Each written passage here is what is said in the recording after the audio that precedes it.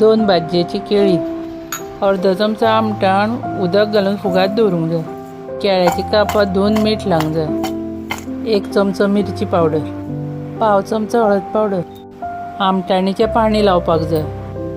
कापां तितून मिक्स करून घेवपाक जाय। 2 चमचे रवो, 2 चमचो तांदळाचें पीठ घेवन मिक्स करपाक जाय।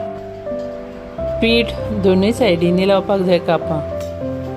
गॅसीर कायल दवरून तेल घालपाक जाय, मागीर तेजेर कापां घालपाक जाय आनी मागीर वयल्यान परत 2 चमचे तेल सोडूंक जाय आनी मागीर धापून तेजी 5 मिनटां दवरूंक जाय। आतां कापां परतून परत 3 मिनटां धापून दवरूंक जाय।